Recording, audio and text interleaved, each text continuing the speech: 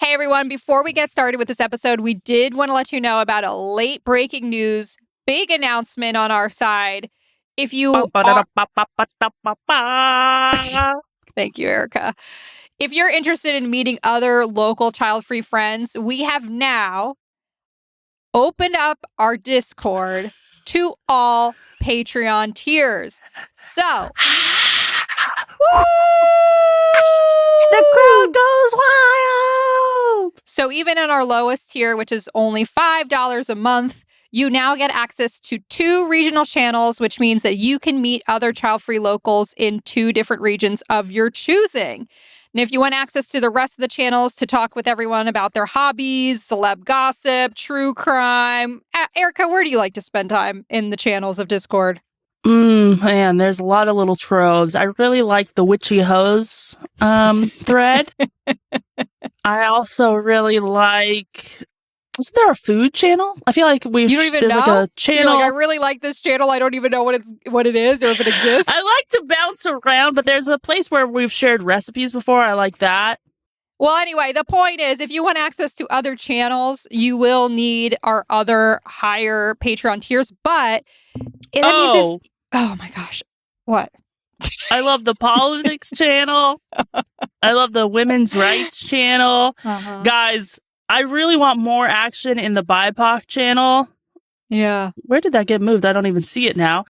And also, my favorite channel. You know what my favorite channel is? No, I don't. I was going to be like, the moderation channel. Just kidding. My favorite channel is Podcast Chatter, which is when a new episode drops and everyone gets in there and talks about their thoughts from the episode, their favorite jokes, we kiki, people make requests. Kristen's so sick of me today. No, that's fine. I'm not.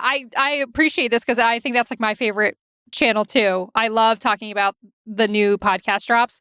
So yeah, so those types of channels are still only available to those who have upgraded tiers. So the $10 a month tier or the $15 a month tier or anything above that. But in the meantime, that means if you're paying for our lowest tier, our $5 a month tier, you can now hopefully get in the Discord and meet other child-free friends. And if you are not getting in the Discord because you're like, I don't need the Discord, you're leaving money on the table, baby. That's a benefit that you are just fucking shitting on, okay? Yeah. For no reason. Yeah, get in the Discord.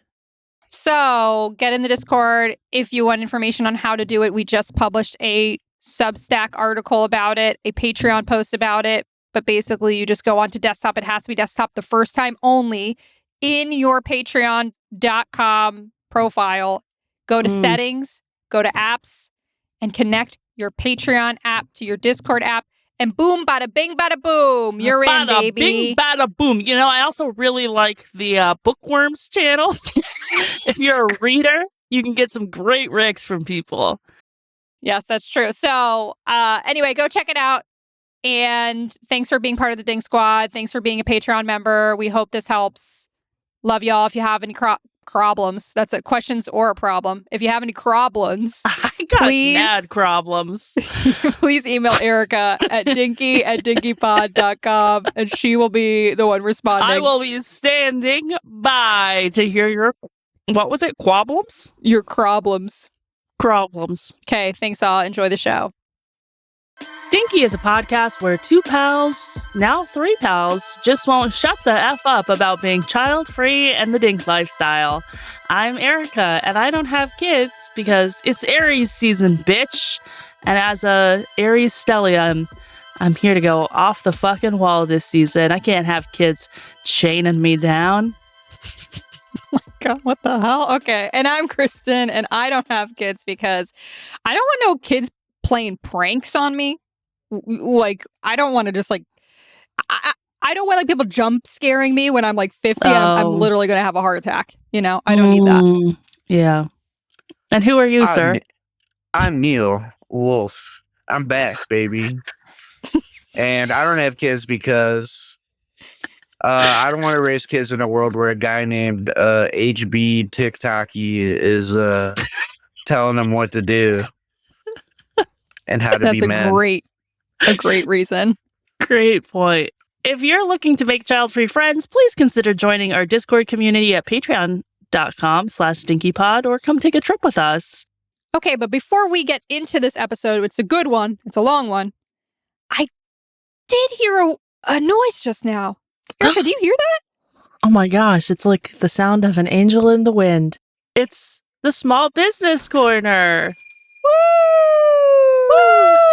If you're unfamiliar, welcome to our child-free Small Business Corner. Take a step inside. Look around. This is where we connect child-free small business owners with you, our listeners, because who doesn't want to support a small business? That's right. And have I got the business for you, Erika? Tell me about it.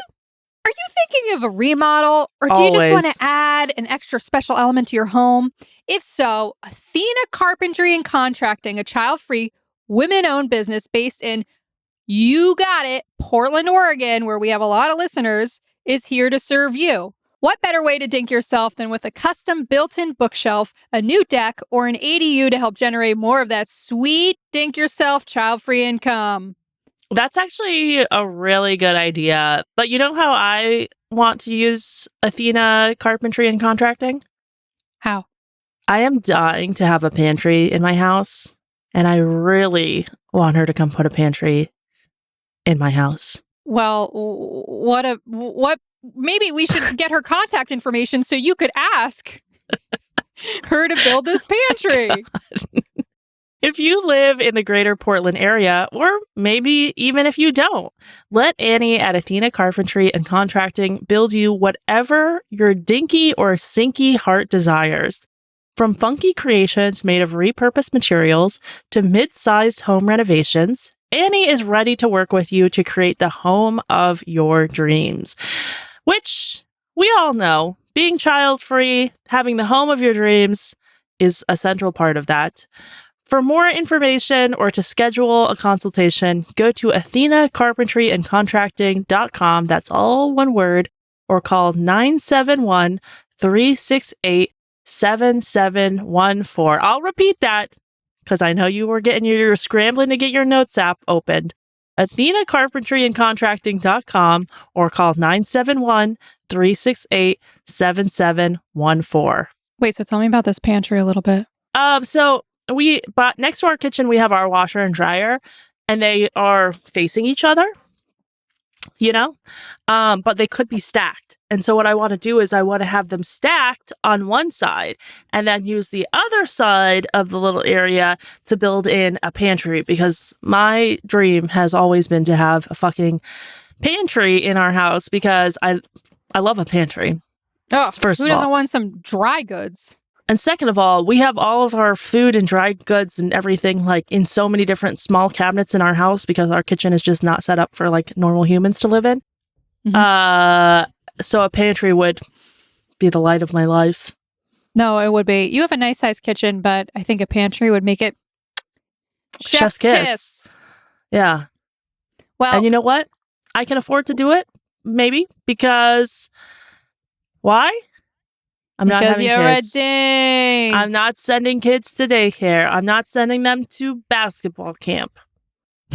You know what's funny? We really haven't even talked about the fact that we're not really dinks anymore because we're not really dual income. Well, that's why you can be a dinky or a sinky and get connected with Annie at Athena Carpentry and Contracting to build whatever your heart desires. Yeah. All right, let's get back into the show. All right, this March, documentarian Louis, gosh, you guys, I have so much anxiety about saying his name because I always thought it was his name. It's Louis Theroux, but I want to say Theroux, but it's not Theroux. Okay, and then on the documentary, they were saying Theroux or something. They were not saying Theroux. I swear to God. I swear to God. At least one of those guys said Theroux. Yeah, I swear. I always thought it was Theroux. I know, we all thought it was Theroux, but it's life Theroux. Is a lie. It's a lie. Documentarian Louis Theroux put out a Netflix documentary titled Into the Manosphere. Around the same time, A new study reported that over a third of Generation Z men and boys think a wife should obey her husband, according to a global survey of 23,000 people. In light of these terrifying details, we thought we would invite our dear, dear friend Neill Wolf back to do a discussion on the topic and once again ask what the fuck is going on with men. Any updates, Neill, on what the fuck is going on with men? Well, it seems like things haven't improved very much since the last time I was on here. Yeah, what have you guys been doing out there? You gotta get talking with these men, Neill. I'm just one guy, you know? I can't be responsible for this shit. Typical response from a man. Not all men. We need your help.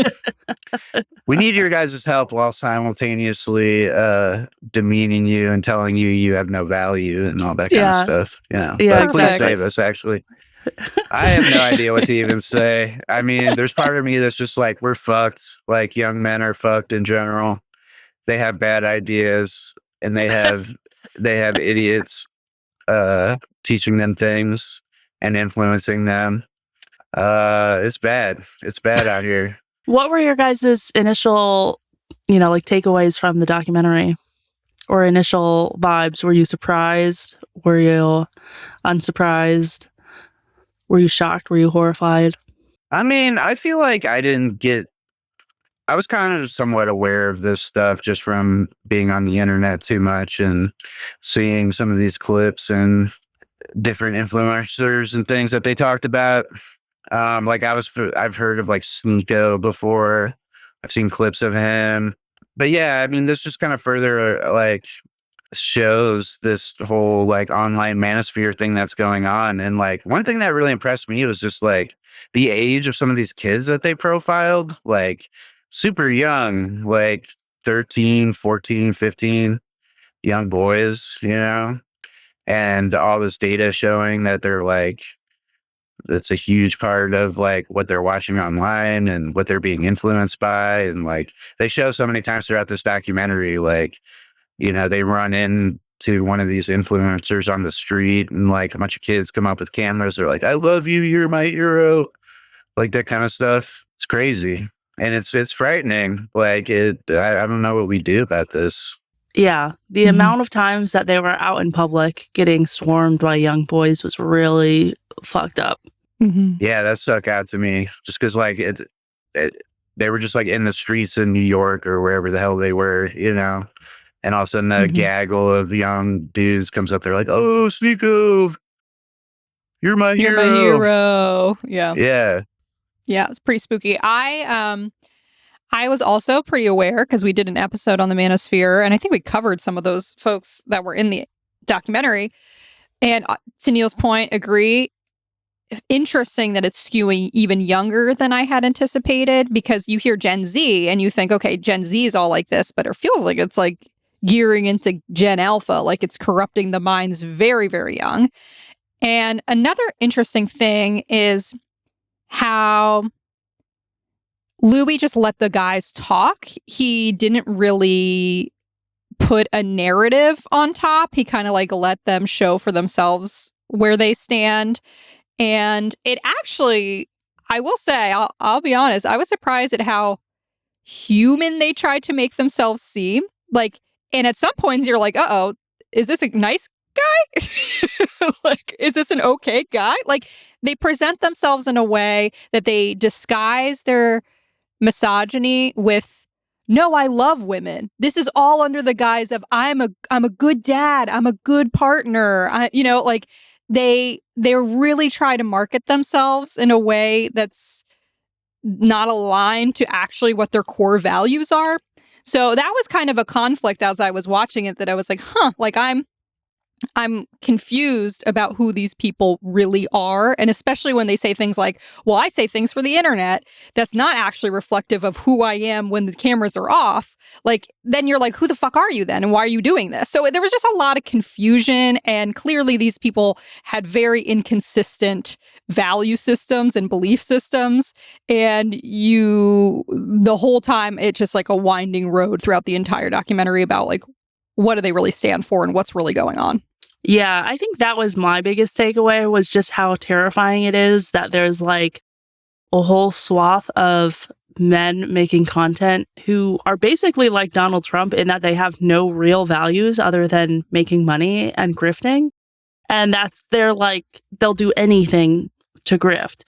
And I think the reason that it freaked me out so much, I'm not going to say who this person is, but there is in my external family, there is like a younger guy who I don't really have a lot of interface with, but like a lot of his social media posts that we've seen over the last like 10 years have felt very grifty. And I have thought, like, where is this guy coming up with like this way of talking? Like, I don't understand like who in his sphere is like teaching him to post like this or talk like this. And so from that perspective, it made me be like, oh, fuck. Like, not only are these men getting through to these young boys, but like they're also teaching these boys like this is how you interact in public, and like being grifty is how you get success. And yeah, I just don't know what we do with like a whole generation of young men who are being raised to be grifters.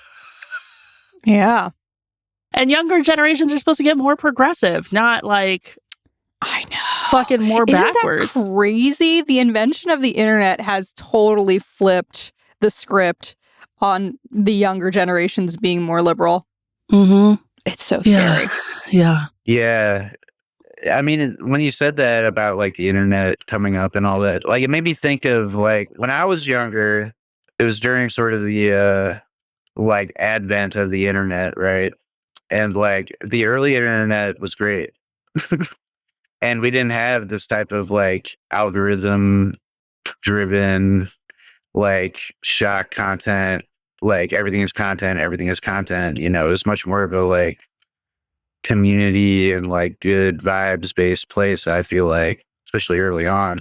When I was these kids' age, you know, I didn't have a Sneeko like blasting into my ear about what it means to be a man. You know, I was like a lot more free to like find things on the internet that just interest me naturally, as opposed to like being pushed all this super manosphere content. So like it's all cyclical, right? Like these guys are trying to make money. They're trying to run an operation where they can suck wealth out of impressionable people. And they're taking advantage of the economy and kind of a culture and a world that's like opportunities for young men have like gone away. There's like everyone's facing like economic crisis and crunch and that kind of stuff. Men feel like lost and they can't, you know, more traditional like paths for their identity are going away.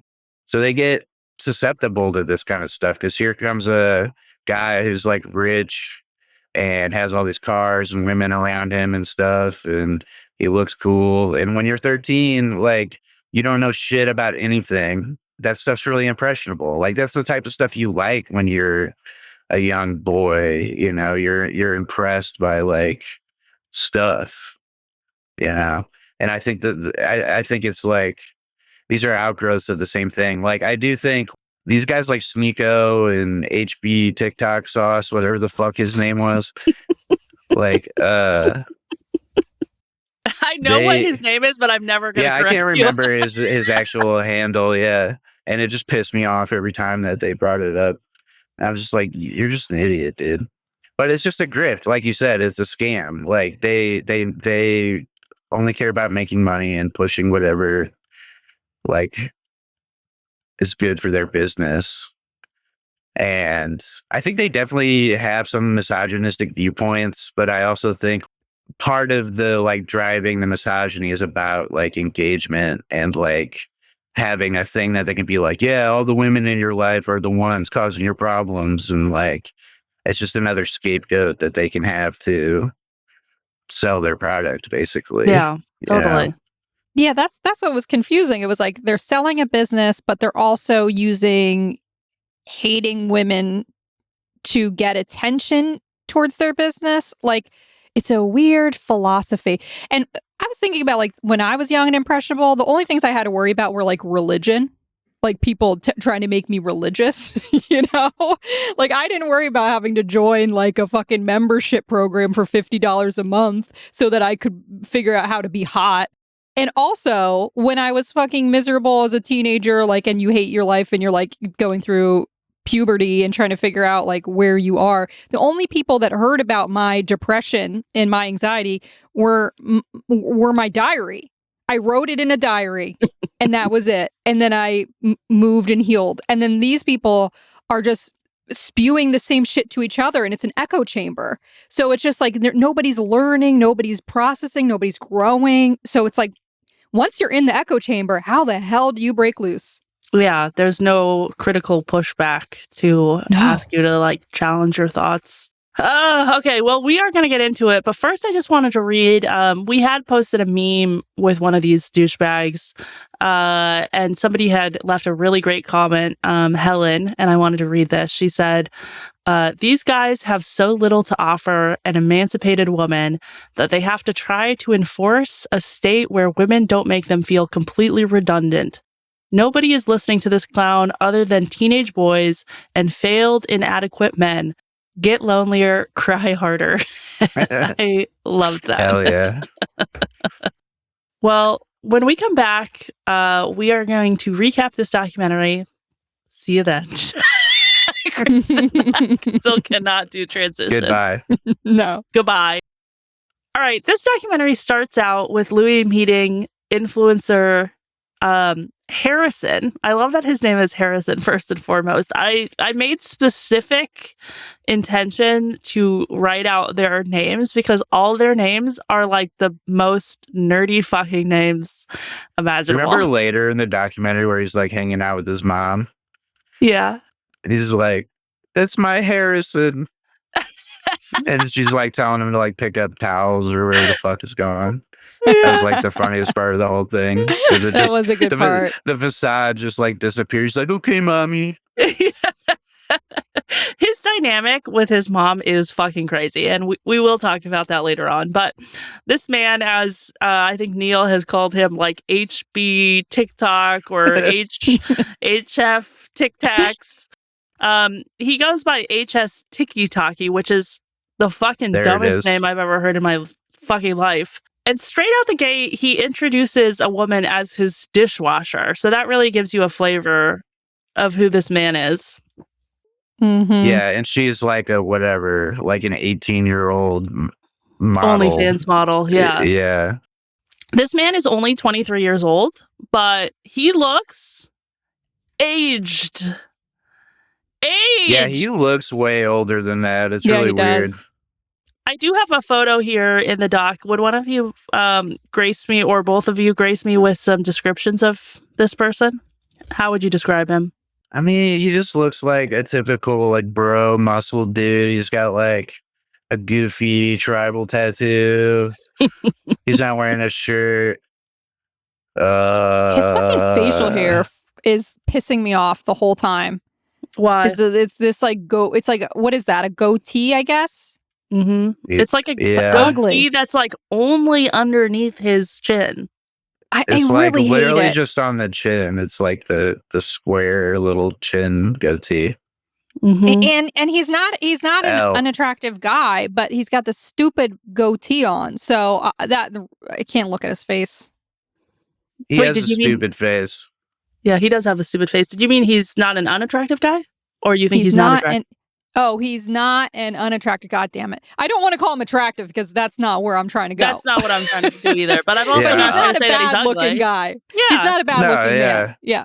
No, he's fit. He he looks good. I like his hair. I just don't like his goatee. Did you like it when later on in the documentary when he shaves his head? And he looks like a fucking neo-Nazi? He looks like Ted Kaczynski, dude. He's like, he's like got his hoodie on, sunglasses. He's like,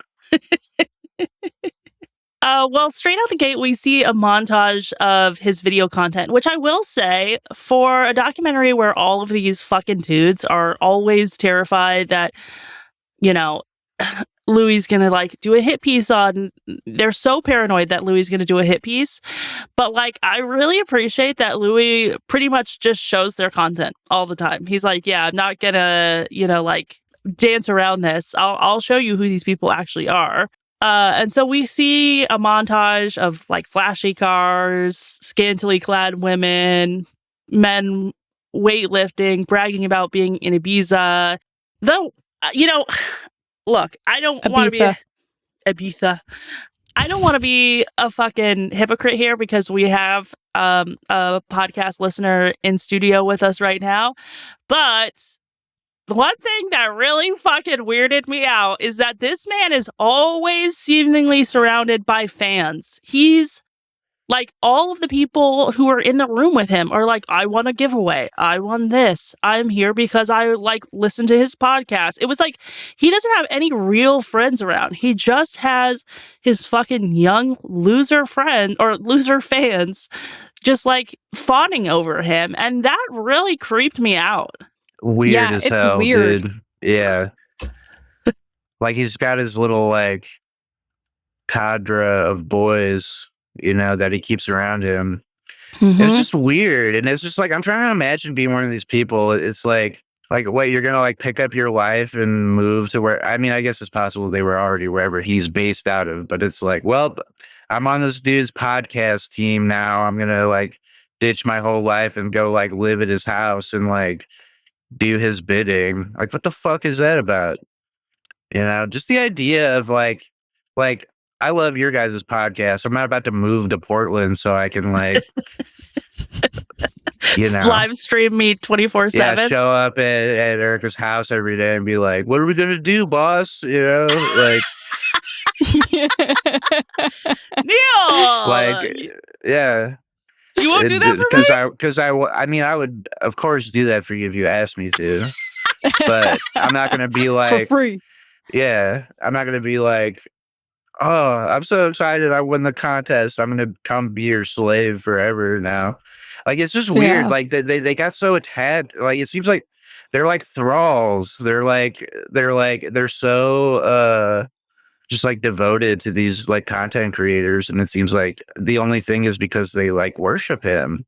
They're such dominant figures for them that they just will like throw themselves at the project, whatever it is, the business or whatever, But what's weird is it's weird on both sides. Like it's weird for the fans who come up, and it's also weird for him. Like I don't even want my best friends in my house all the fucking time, let alone these strangers who I never met who were like paying money to spend time with me. Like the whole thing is fucking weird. I mean, granted, he has a security guard the entire time who's just like watching over everyone's shoulders, which is also fucking weird.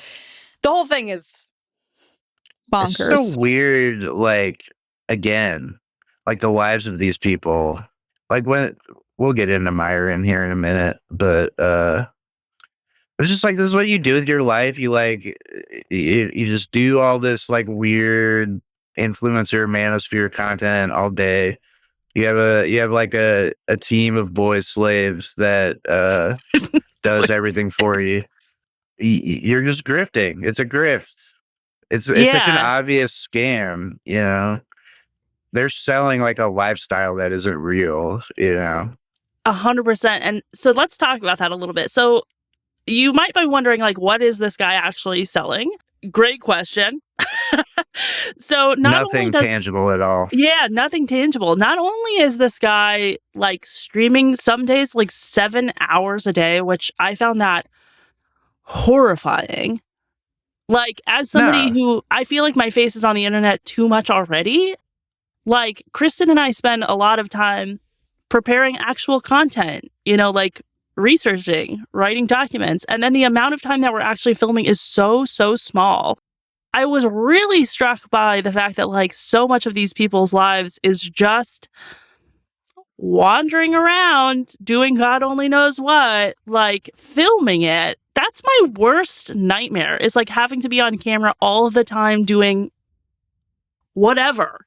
No, they're effectively like live streaming their entire lives, basically. Like it's just content. And like, I know, like, I don't envision you guys operating like that. You know, you're going to like cut your videos and upload whatever when you can, but I can't tune into your guys' live stream 12 hours a day, you know what I mean? And yeah, it was just funny how like everywhere they went with Louis, he's got like this phone in his hand. He's like, we're here with Louis, just constantly live streaming and like doing Filming that kind of every stuff. part of your Yeah. day. Yeah. Yeah. It's just a machine, you know? Like I just imagine that it's like, and I remember too, they would like live film some interaction. They'd be like, within minutes, his team cut it up into clips and like uploaded it across TikTok and Instagram and all that stuff. It's just like, this is how you know it's kind of a scam, right? Because it's just like, it's just a machine to generate content that will be controversial and have high engagement and just sharing it out constantly and make money off of that, you know? And there's really like no thought behind what is actually like good content. They're like, let's just cut a bunch of shit, put everything against the wall and just like see what sticks. There's no like strategy or perspective. It's just like cut everything we can. Well, it's very culty. Like everyone is just like in the comments, no matter what, going like, "Yeah, bro, yeah," not even saying anything because they're showing us like the live streams of like what people are saying, and it's just like fucking nonsense that they're just typing like, "Yeah, woo!" Like it's just, what are you people doing? Like there's no substance, there's no conversation whatsoever. It's crazy. And that was a big question for me, is like, who are these people who are like watching hours and hours and hours of this? Like, do you not have any other hobbies or anything else to do? Like, this can't be fun to just watch some dudes like walk around. 12-year-old boys, dude. Oh my gosh. Yeah, that's the other thing. Like the idea that these guys are able to make a living like this, doing like live streaming and stuff, like who is like sitting and watching you for this many hours a day? Like where does the engagement come from? Because you can't help but imagine, just like you just said, a bunch of kids like literally inside on their computers all day, just like watching this shit. You know? I mean, we used to play video games for hours and hours all day with our friends. But that's participation. Right. I was going to say, like, I guess the difference is like, yeah, you're using your brain and you're usually having conversations and building relationships. It's just, this like, is just kind of creepy. Yeah, it's weird. Like, you know, people who are the age, like, you know, 13, 14, 15, however old these kids mainly are being influenced by this stuff. Like, if I wanted to play a video game when I was that age, like, at least that's something that's like challenging my brain and like giving me like some kind of problem to solve, or like way to think creatively. But this is just like completely empty. Like there's nothing of substance. That it's not challenging at all. It's just like a emotional vacuum for people to go to and like be angry, pretty much. Yeah. I think emotional vacuum is a great way to put it. Yeah, or like an echo chamber, you know, just like it's just a place to like concentrate this feeling of missing out or whatever it is that, or lack of opportunities that young men feel, and give them a place to like focus that anger and be like, yeah, it is all the women in my life that have fucked everything up for me, or like whatever, you know. It gives perspective too for like the whole concept of the male loneliness epidemic, because it's like, yeah, dude, you're sitting and watching some fucking 23-year-old twat like parade around Venice Beach. Like, go do something. Go do something with your day. Yeah, you have to be like a little bit higher than the least interesting person possible ever. You know, like, the complete lack of substance is crazy to me. Like, they're not learning anything valuable. They're not learning any skills. They're not learning anything useful or important about what it means to like be social and build relationships with other people. They're just in this like goblin cave of like like screaming at each other about how everything in the world is fucked up and it's not their fault, and finding things to blame, you know? Well, to your point, you're saying that they're not getting anything out of it, but Harrison claims that he's teaching boys how to make money outside of the system. And some of the ways that he is monetizing this content is, first, he has a Telegram, which apparently this seems to be a big thread within the Manosphere realm. It's where the platform. They all have these Telegram communities where they, share, quote, financial trading secrets that are all grifty scams. Yeah, here's the real scam. Mm-hmm. And they show off all of these like half-naked women, these OnlyFans models who they themselves find disgusting and distasteful, but they promote them because, you know, HSTikkyTokky and his goons all take a cut from the payments that these women get. Yeah, the women are objects for their purposes to them. You know, they exist to validate them by being like, hey, look, I have a bunch of hot young women around me. But then also they exploit them by, you know, running all the OnlyFans or whatever it is, recruiting them to be on the podcasts and that kind of thing. Like, it's just extraction, you know, like it shows you that they don't even think of them as people. They're just like disposable objects to get whatever they want for their content out of. And they can, which allows them to, on one hand, be like, OnlyFans is a disgrace and, you know, porn is out of control and that kind of thing. Women having independent sexuality is fucked up, but at the same time, completely exploit that industry and make money off of it, you know? Yeah. And was he the one who said he ideally would marry a virgin? Yes. I think he did, yeah. And like, in front of his mom. Yeah. And his mom was like, oh my to God. her credit, was like, that's ridiculous. Like, yeah. Why should a woman have fewer sexual partners than a man to be valuable?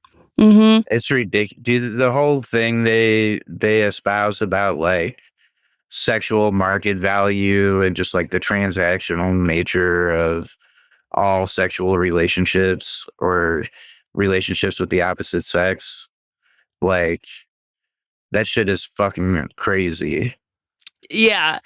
You know, one of the things that really struck me to that point is like all of the interactions with women were very transactional, but like what fascinated me was how much there was a seemingly sexual current among the men. Like, I don't know if you guys remember this, but how many times do I have to keep bringing this up? What? Like the call is coming from within the house. Yeah. Yeah. Like, a couple of the things that really stuck out to me were right off the bat, you know, like we see how eager these men are to show off for other men. Like they are in the gym working out and Louis merely asks Harrison if he does a leg day. And without wasting any time, Harrison lifts up his fucking shorts to show off his leg muscle to Louis, not for the camera, for Louis, as if he's like kind of nagging him. And there's something about it that feels very sexual to me.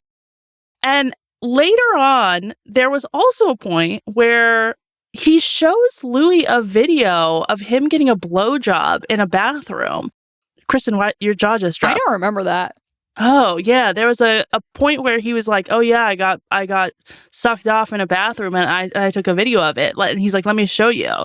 And he's like so excited to show Louis this video of him getting a blowjob in a bathroom. And I was like, it's all validation for men. Like, yeah. He just wants to hear Louis be like, hell yeah, brother.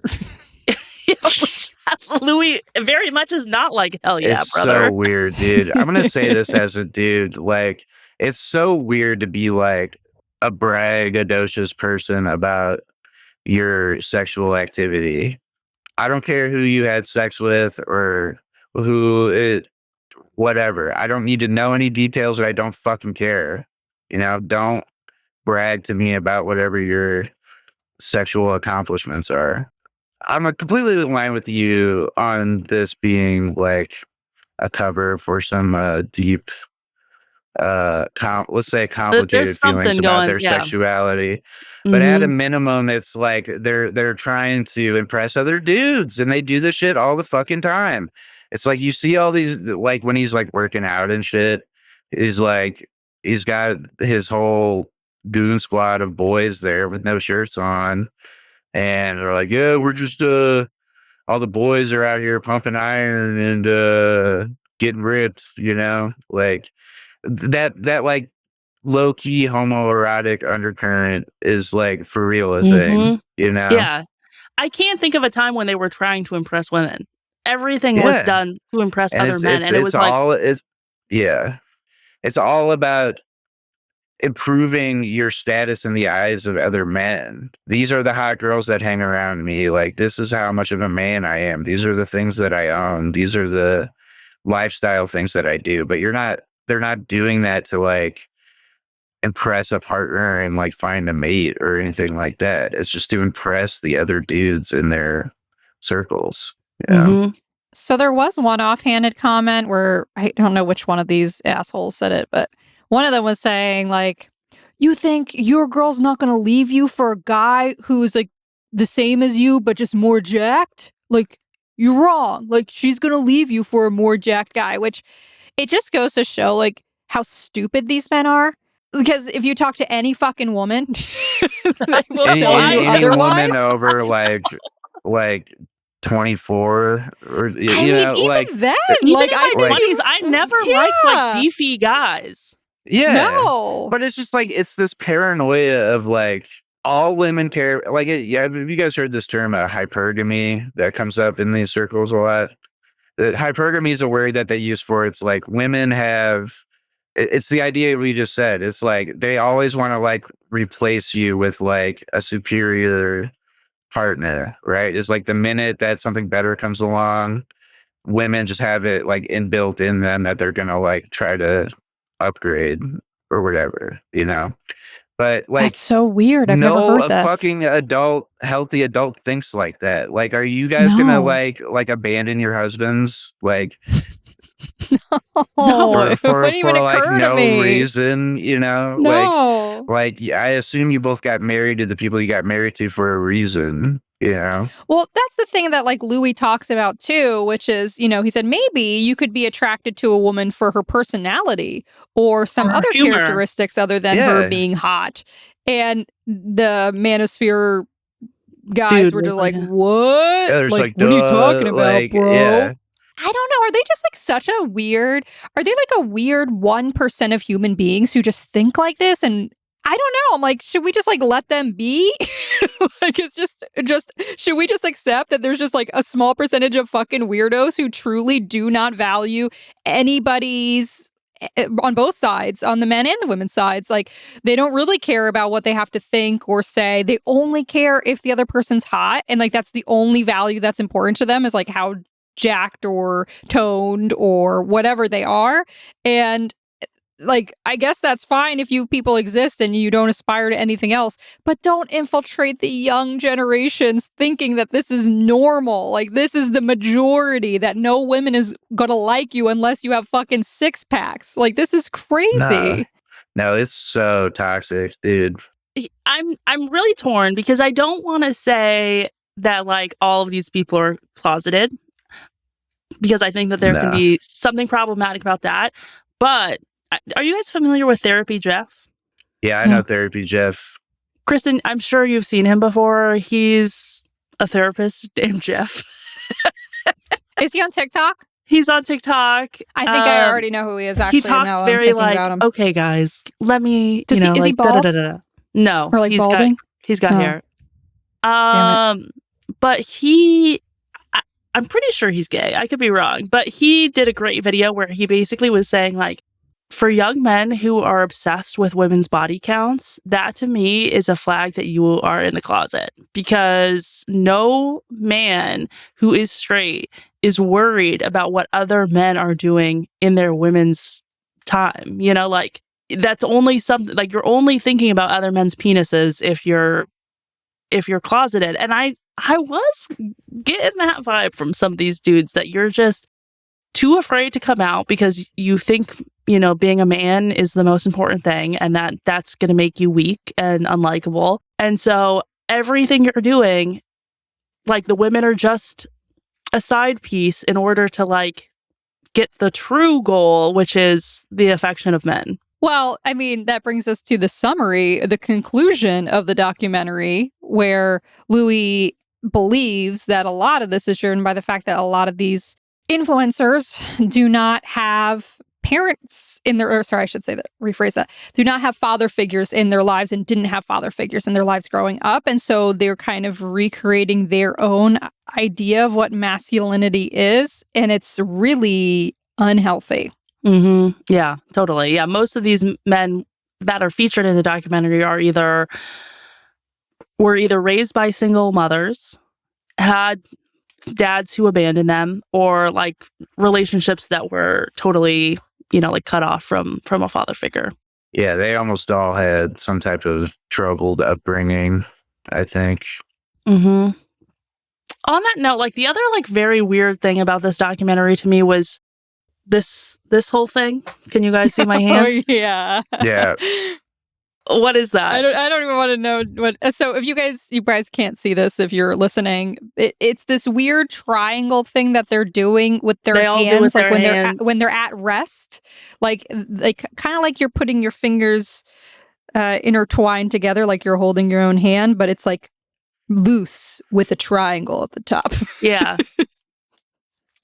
So weird. But I don't remember this. Was I just not paying enough attention? Yeah. No, it's like these men, like, they do this thing with their hands as like a symbol. I think it started with our dear friend Andrew Tate, friend of the pod.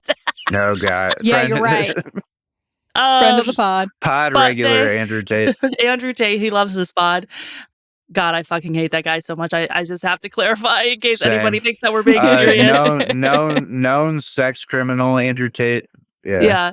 But a running theme through the doc is this idea of the Matrix that they've all adopted, and this Which pisses me off, by the way. Yeah, this perception that there are these, like, colluding satanic powers at the top who are conspiring to keep everyone else broke and downtrodden. What did you guys think of that whole paranoia? Well, I mean, it's so convenient when it's like, dude, everything's the Matrix. It's all fake. But I have the secret knowledge that you can buy for $100 a month to escape it. It's just like, it's just such, again, it's just like pure evidence that all this shit is a fucking scam. Mm-hmm. Like, because they had this concept of like the Matrix. They could be like, look, dude, you're smarter. Like, you can escape the program that lesser men are all stuck in, and I'll show you how to do it. And you can, like, become the best version of yourself and have whatever you want.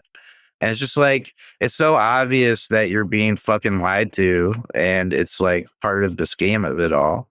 This is what pisses me off too, is because, like, I don't know how these people fall for this shit. Because I feel like even when I was like 14, 15, if some dude was like, buy my course, I'd be like, why? Like, I don't have any money. Yeah, first of all, I don't have any fucking money. And two, it's like, what? Who the fuck are you? Like, I'm going to go read a book like my parents taught me.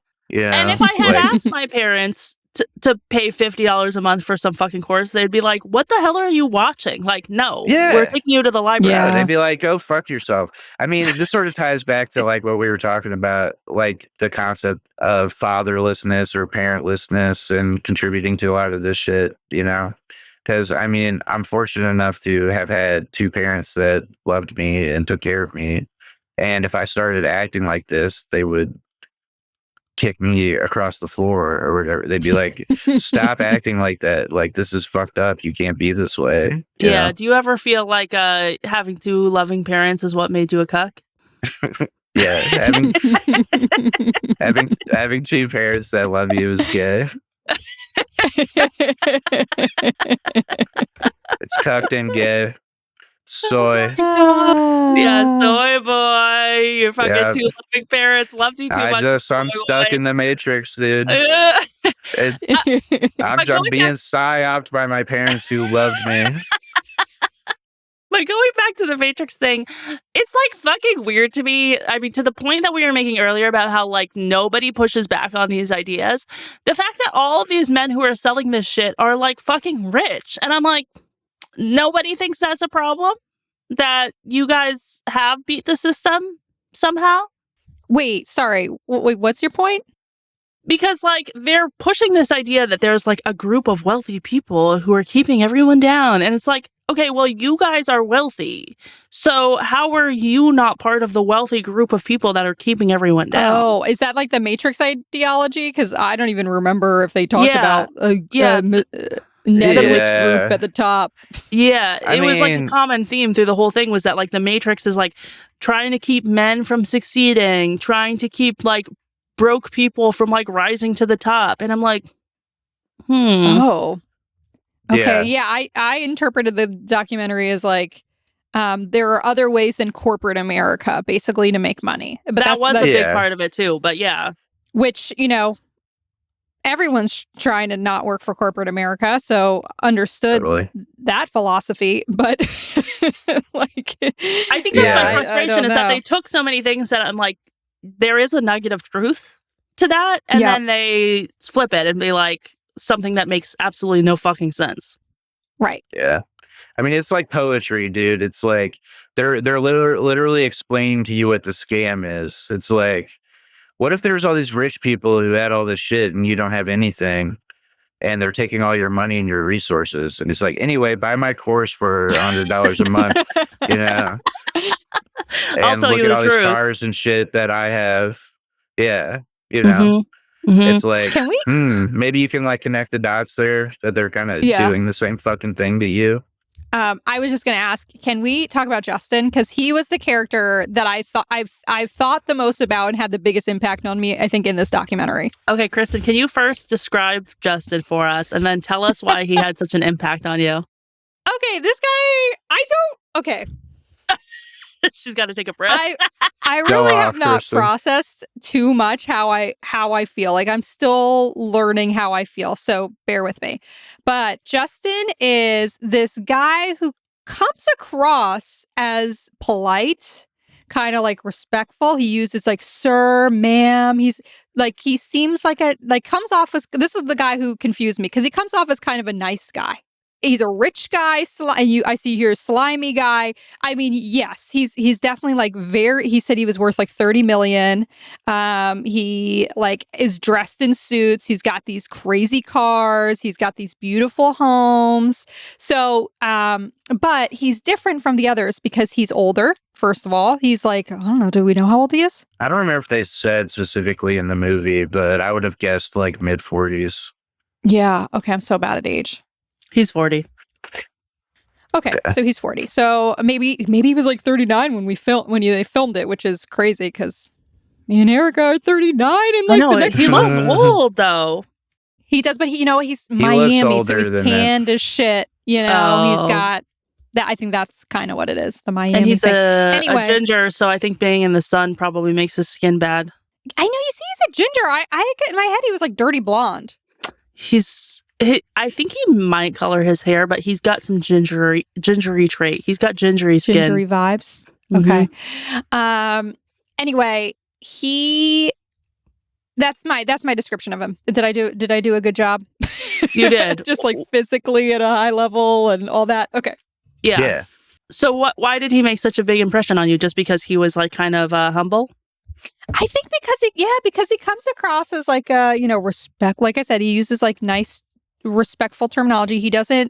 He seems like more quote unquote, I use in quotes, intelligent, because I actually don't know his intelligence, but he comes across as like, he's willing to have a conversation. He doesn't like shy away or fight or like hide things I felt like the other Manosphere guys did. And he kind of has a more legitimate business, it felt like, that he's like taking a cut of money. I don't remember. Maybe you have it here. He used to be a steel magnate. I don't know how much he's still working in that field. So he does have like a legitimate source of career, but I don't think that's where his money is coming from. I think his money is coming from working with Andrew and Tristan Tate, selling these fucking Telegram courses. Yeah. Yeah. But even that, it's like, okay, like, I mean, besides the fact that he's working for, like, you know, Hitler reincarnate, like, like, it's actually kind of a legitimate business scheme. It's not like, everybody sign up for my program, like, I'm streaming 24 hours a day, like, watch me jack off and get blown. Like, he's like actually a family man. So anyway, he was interesting to me because he was so different from the other Manosphere guys. He's trying to give an air. I did feel like it was very performative, but he is trying to give an air of being a professional, a humble man. Yeah. That said, he is the one who introduced us to the idea of one-sided monogamy. That's the one I want. That was my big but. If you didn't, I wanted to finish. Go ahead. Yeah, I was like, tell us. But he definitely like hammered home. No pun intended. Hammered home this idea that he's allowed to have sex with anybody he wants, but his wife is not allowed to not talk to another man. God, his poor pregnant wife, dude, while he's saying that shit. Yeah, and then at first in the documentary, he says like, "Oh, I don't want my wife on camera. I don't want my kids on camera." And I was like, "Good, smart man, right? Respect, like, because that's what a smarter person would do."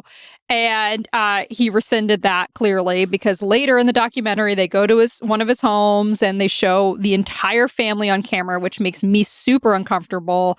But you know, they at least addressed it head on with the wife. Like, they talked about it. It wasn't as weird as when they had the exact same conversation with another influencer. Who was it? Who's the boys? What are you talking about? Myron Gaines. Myron? The one who his girlfriend, he was like, don't talk to my girlfriend. Yeah. Don't talk. Okay. Because they had the exact same conversation with him and it was like weird and you could tell uncomfortable. At least this was like out in the open and transparent. And the wife was like involved in a way that I still think the whole thing's so fucked up. Don't get me wrong. It's so fucked up. But at least she like was involved in the conversation. Yeah. Well, my thing about that conversation that really, okay, so after Justin very clearly says, we're not going to talk to my wife, you can't film my kids. Later on, he goes and films with the partner and the kids. And the weird thing to me about that is like, so they're having this conversation. First of all, she says, you know, all my ex-partners, they all lied to me. So the pro of this is that I'm not being lied to. But she also doesn't know they don't have any boundaries on their sex life. This isn't like a traditional polyamory relationship where like, you know, like, okay, certain nights he's going to go see this person, you know, who he's sleeping with. Like there's like clear rules and regulations. But then on top of that, he asks, so are you guys married? And she very quickly says yes. And then he goes, well, I didn't bring the state into this. And she turns her head around like, wait, like it looked to me like she did not know that they were not legally married, which I'm very curious what her level of awareness was around that, because her eyes were telling a completely different story. And then he points out, well, doesn't that put you in a bad financial state? And you see her start to justify like why it's okay. But I was like, girl, you're in trouble. If he leaves your ass, you got nothing. Yeah. Yeah. I mean, first of all, great point, because I did forget about the wife thing. And I also clocked that as very weird because I thought that they were married and it seemed like they were married. And then it was like, oh, well, not in the eyes of the state. Like, and then, yeah, to your point, I definitely knew there was some tension around, like, did she either, I assume maybe she knew, but maybe they didn't want to tell people that. Maybe they were like keeping that away from people and he exposed it, but something was amiss. Something was weird. And then I totally agree with you because me and my husband had the exact same conversation while we were watching it. We were like, well, you know, like maybe it's not so bad that some people have these arrangements, right? Like maybe it's, you know, this is what makes them both happy. He goes out and gets the money. She stays home, watches the kids, and like that's their life. I was like, but is she getting a fucking income? She used to be a nurse or a technician, x-ray technician, and now she's not doing anything. Like, does she get does she get a salary from her husband for watching the kids? And is she set up for success? And especially if they're not married, what happens if and when he leaves? One more thing I'll say, I know I'm talking a lot. One more thing I'll say is also weird about them and interesting about them was that at least early in the documentary, he talked about how they were like in on the polyamory thing kind of together because they were like having threesomes. So she was kind of involved in like his side chick life, which I found interesting too. That was a weird wrinkle to me. Leave it at that. Yeah, tell me. I was just like, so from the beginning, she seemed like she was a lot more bought into the whole thing. Like, I think the difference between Myron and Justin, like, is there's a little bit of a maturity gap there. I think, like, Justin's older and probably has a little bit more life experience. And I will say though, we're gonna introduce Myron soon, but I will say Myron is also 30. No. I want you to say what you're gonna say, but Myron is 36, so like he's not that much younger than. So it's a maturity, but not age so much. Yeah, not like literal age. I think Justin tries to present himself more like an adult, and like Myron is more just like pure kind of juvenile id, if you ask me. Yeah. But that, and plus that poor woman that he was with. Oh God, I know. Like, we'll get to that. But yeah, like compared to her, Justin's wife seemed a little bit more bought into the whole thing from the beginning. But and then they get into like, oh, I'm bringing all these chicks home, and sometimes we have threesomes. And I'm just like, okay, I kind of see what this is. It's like you met a chick who's like kind of cool with this like alternate lifestyle that you have, you know, and she's just kind of bought into the project. She's willing to play that role because she's probably benefiting from his like content, and like that's what brings the money into their household or whatever. But then she has to like assume this role of like, I'm just the barefoot and pregnant wife, you know, I take care of all the kids and I exist as like kind of a token for him to show off on his socials and whatever it is, you know? Yeah. Man, I was so torn on her, to be honest, because like I feel the impression that I got from her was like she's a woman who has been really hurt by men, and here comes this man who has a lot of money and is like, I just want to take care of you. It felt like she has also been red pilled, you know, because she was like, this works for our family. She like had a fucking script. She was like, the way that we look at it is there's two lanes. My lane is I do all the cooking, cleaning, and childcare, and he does the working and providing, and that works for us. And he's a strong, masculine man, and he makes me feel good in my femininity. I was like, girl, these are fucking talking points. You're not talking like a normal human. Nobody talks that way. Second of all, fine about the lanes thing. Sure, if you guys want to have lanes. My husband and I have lanes also. I do most of the like domestic stuff in our house, and my husband does all the gross shit that I don't want to do. The cat throws up. Okay, you go clean the cat throw up. The litter box, you do all the gross stuff. If there's stuff in the fridge that's nasty and I don't want to look at because it's going to make me throw up, you're going to do that stuff. You know what the difference is? It's not that my job is around the clock and his job is 8 hours a day.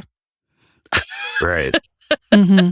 Yeah. There's no equality in that. You're saying your job is, your lane is 24/7. Right. Yeah. And even like Justin at one point was like, oh, do you change, Louis was asking him, do you change diapers? And he was like, no, I don't do any of that stuff.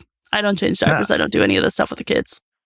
He doesn't do shit from what I can fucking see. Yeah. Like, it's really odd. I mean, I can't speak to what's in her heart, but I mean, clearly it seems like you said there's some level of trauma there, and she's kind of, for whatever reason, convinced herself that this project is like a good thing for her and what she wants to pursue. But I think it's obviously not healthy. Yeah. Okay. Before we move off of Justin onto Myron, I do just want to say the other really big, or two big things that Justin did that really I thought were hilarious were, one, he brings up the idea of one-sided monogamy. Like, he says, like, I'm in a one-sided monogamous relationship. Louis merely asks him what one-sided monogamy means. And he's like, see, here we go. Here we go. Oh, Setting me up, my dude. And it's like, you brought it up.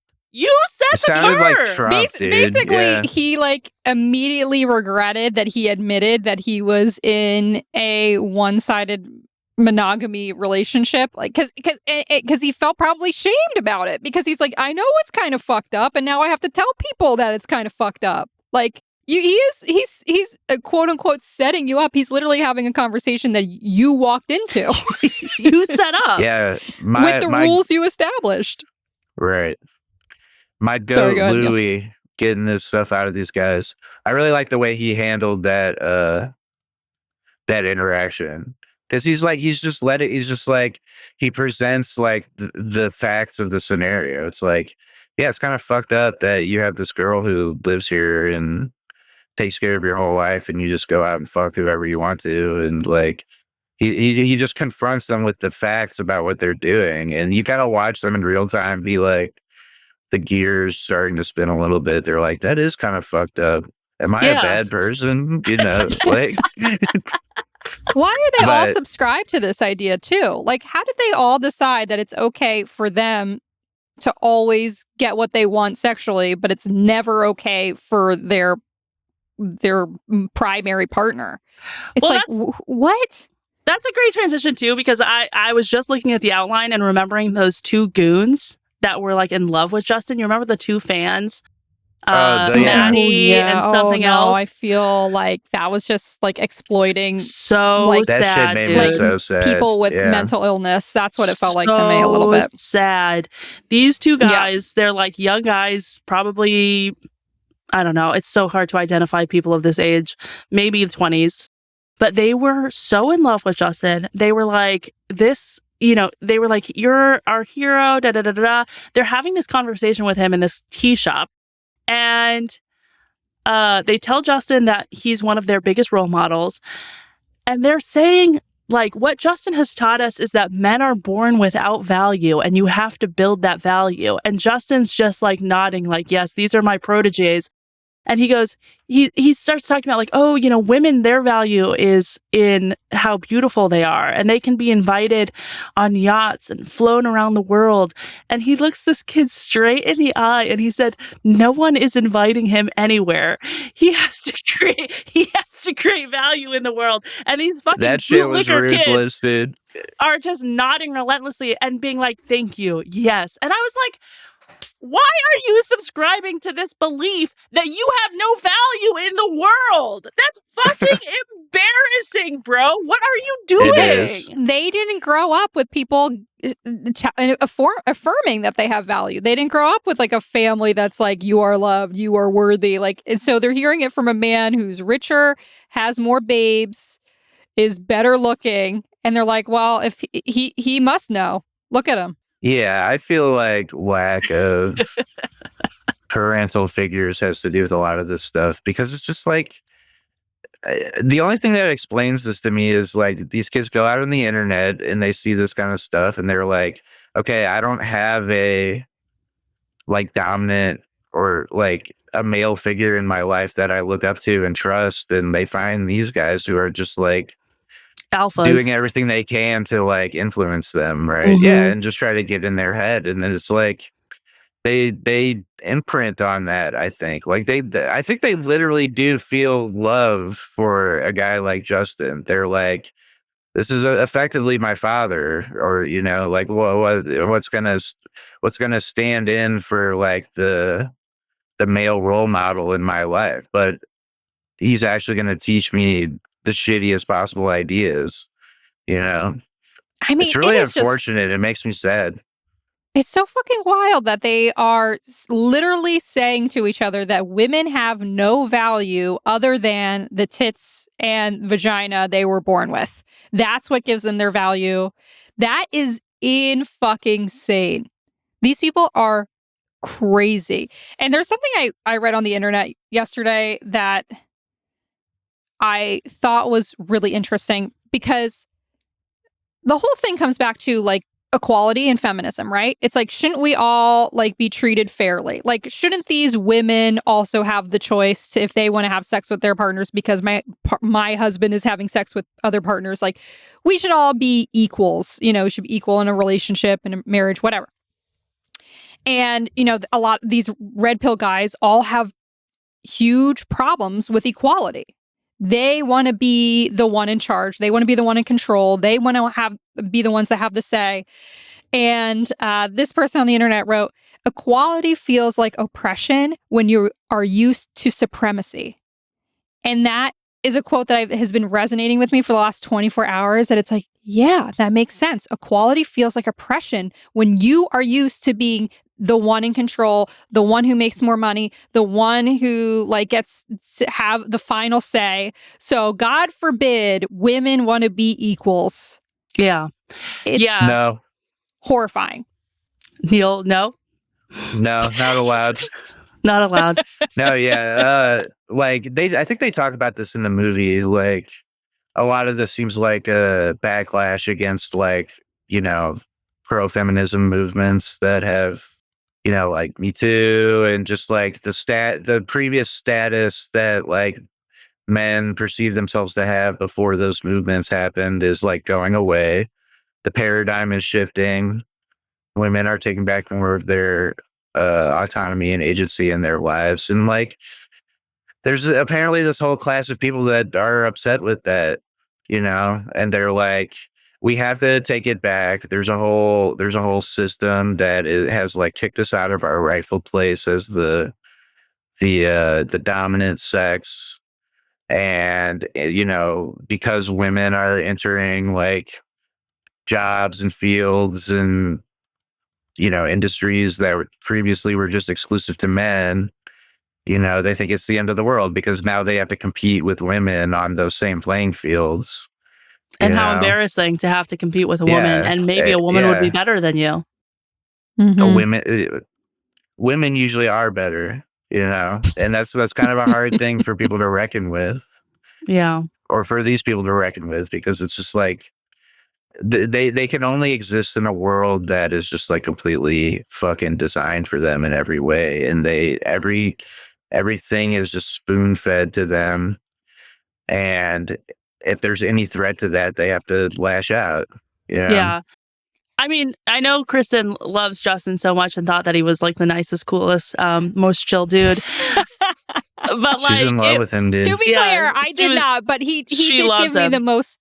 He gave me the most to think about, because the other guys are stereotypes. You know, the other guys are like straight out of a manosphere. Yeah, fuck, they're fucking horrible, terrible. This guy kind of like, he's more palatable, but that's in a way like more scary, because he also was like pushing this whole narrative like, look, I love women.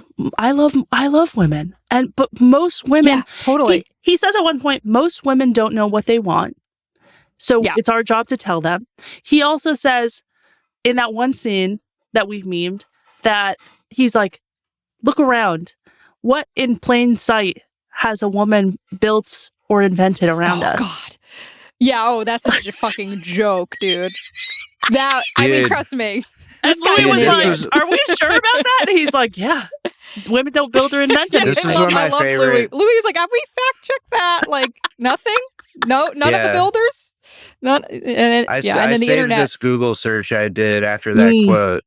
Mm-hmm. And I was just like, give me a list of things that women have invented in everyday life. Real quick. Wi-Fi, Bluetooth, GPS, caller ID, call waiting, computer programming, the electric refrigerator, dishwasher, coffee filters, home security systems, foot pedal trash cans, windshield wipers, the paper bag, disposable diapers, and whiteout. And men. Oh my, and that and all the men who invented everything else. That's what's so fucking funny to me too, is like, these men have these idea that like women need to be told what to do. Bitch, you were raised by a woman. You were raised without a man. What the fuck? Like, why do you think that you know better than a woman? This I makes know. no The fucking entitlement sense. is completely insane. Like, I don't know where they think, like, I mean, Louis even said this multiple times during the movie. He's like, you think you know better than her what she needs, what she should do with her life, you know? But yeah, I think it all comes back to the fact that they feel so lost inside, and they blame the fact that like they didn't have a man around as the reason why they feel fucking lost. They're like, yeah, my mom didn't fulfill me, and that's not her fault because she's a woman, you know, she doesn't know anything. If only I had a man around, I wouldn't feel this fucking gaping hole.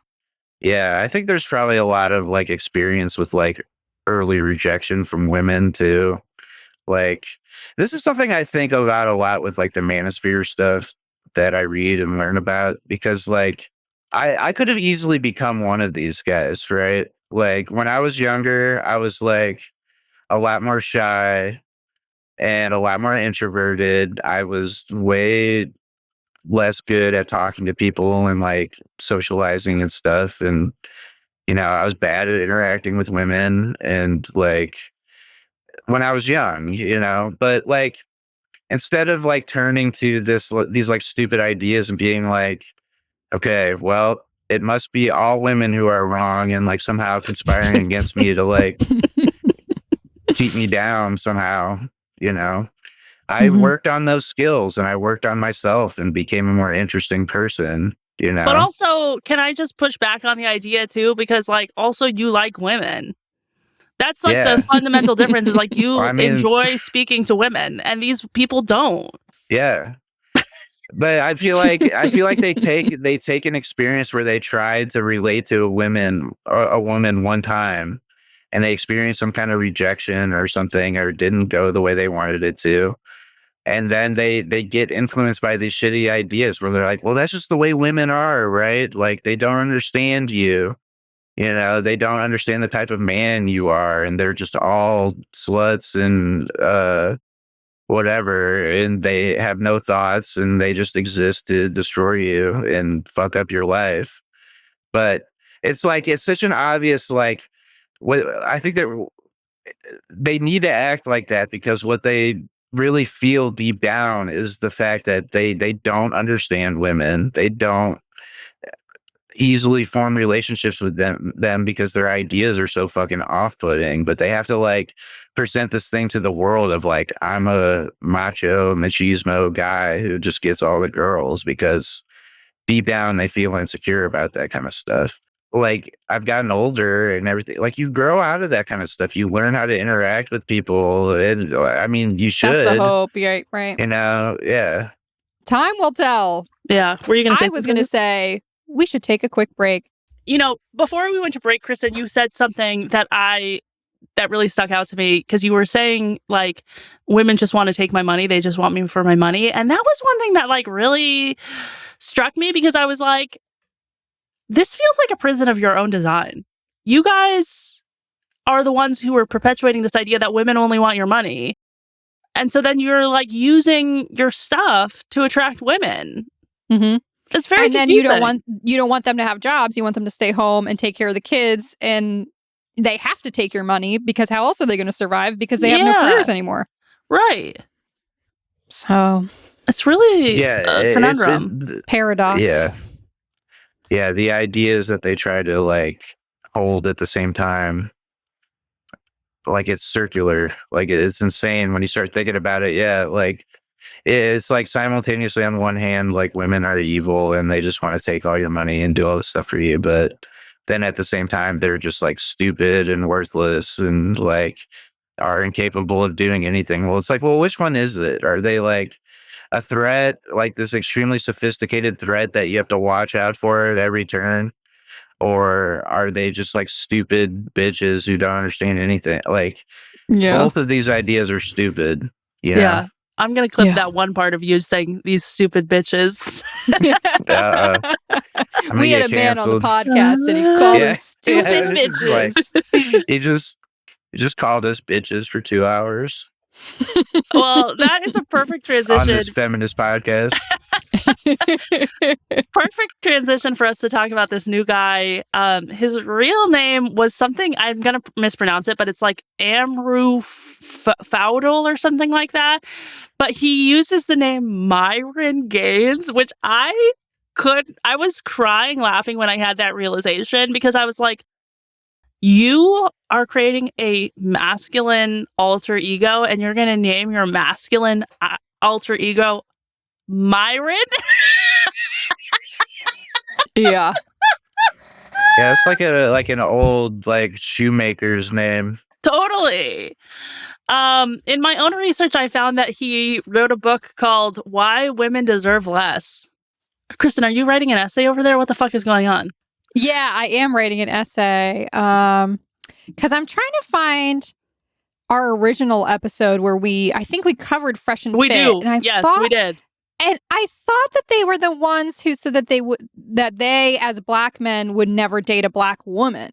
I would not Weren't be they the surprised ones- if that was the case. I would thought, not be surprised. and that's why I wanted to double check it before we included it in the pod, but it's not coming back right now. These two guys, so they are the hosts of a podcast. That? The hosts, who are both black, have said they refuse to date a black woman. Do we have any idea why they said that?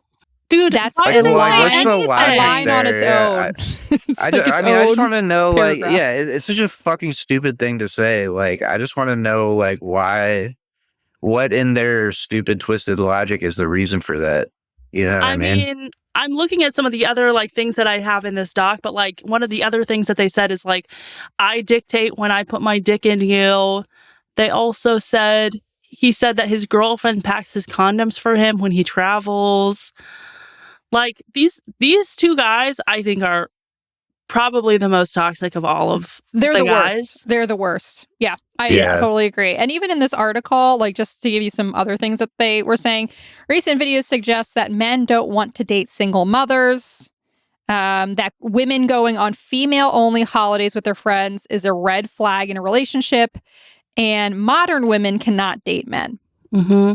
I think it's like, it was a spectrum, it's like Harrison says whatever he wants, doesn't mean anything, doesn't have any values. Myron and Walter say anything that comes out of their mouth and they fully believe it. And then Justin, like, says very little in actuality and believes it. One of the really interesting things about the Fresh and Fit podcast that we get to see, and Myron specifically, is we do get a little clip of his relationship with his girlfriend, which we have referenced, Angie. He claims that him and Angie have a one-way monogamy relationship. I did think it was weird. Wait, one aside that I want to say that I find very interesting about this whole fucking documentary is the fact that, like, Louis, you know, like, pushes them a little bit, does some little nudges. Then all of these guys get so fucking paranoid and they like put distance between him and Louis.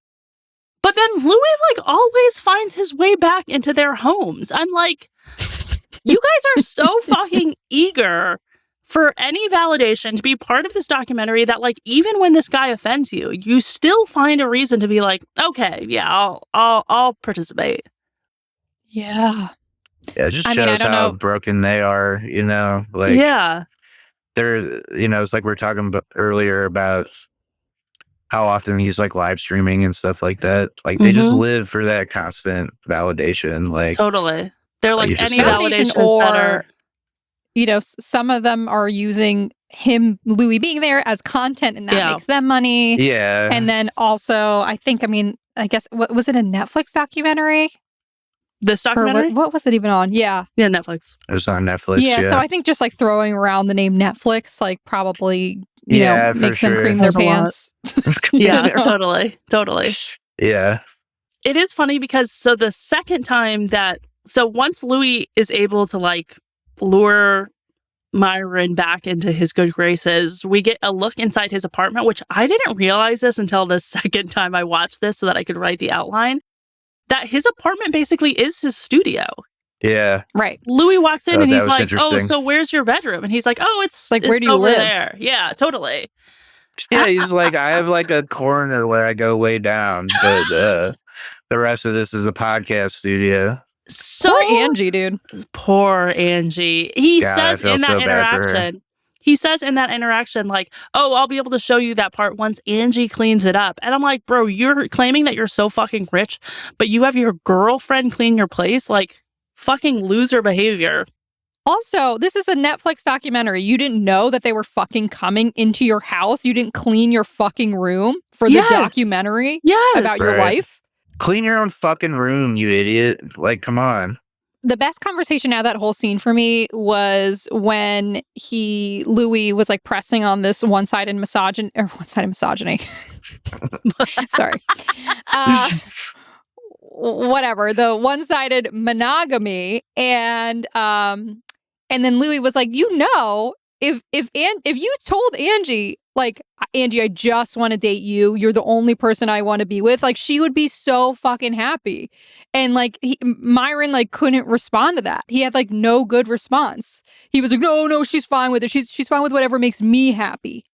She likes what makes me happy. And it's like, have you ever asked her what makes her happy? Like, God. Like, I mean, how old do you guys think she was? Oh, that's a good question.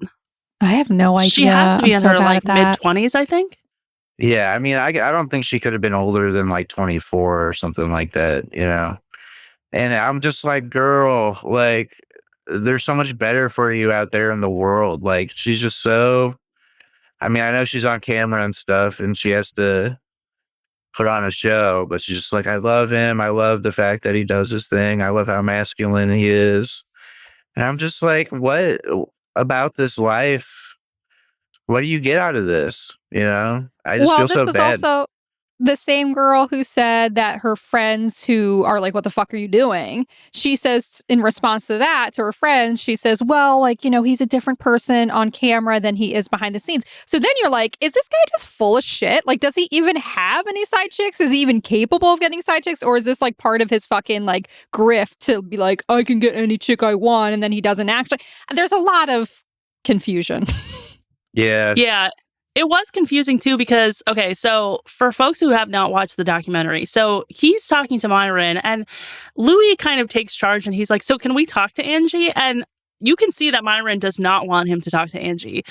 And Louis goes, Angie, come over and chat with us, just like in a very friendly way to make it very normal. Angie comes over. They have a nice little conversation. You can see in Myron's eyes that he's like, I don't want this to be happening. This is horrible.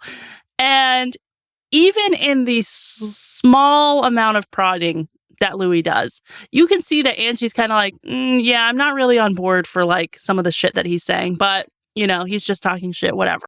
Myron shoos Angie out of there so fucking fast, and he's so pissed that Louis had any interaction, and it kept making me think, like, not to patronize these women, but I did keep thinking, like, where are your fucking families?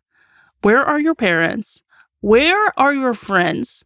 Where are the people who are talking real shit to you? Because, first of all, that's so fucking scary. And second of all, it was crazy when you see Myron having an interaction with Angie, because you can tell he does not talk that big fucking game when they're alone with their little fluffy white dog. In their tiny apartment that nobody can sit on the couch at. 100%. Yeah, where do they even hang out, dude? In the like, remember in the movie, they're like, where Louis asking him, like, where his room is. He's like, where do you do if you're just going to hang out with your girlfriend and watch a movie? And he's like, you don't even have, like, a couch in here. Like, what's going on? It looks so depressing. It does look so depressing. But it also makes me think, like, maybe they're not really ever hanging out because he's streaming so fucking much. Yeah. Probably not, you know, and, like, I mean, I don't know this for sure, but I can only imagine their relationship doesn't really have that much depth to it. It's just another arm of his fucking content machine, you know?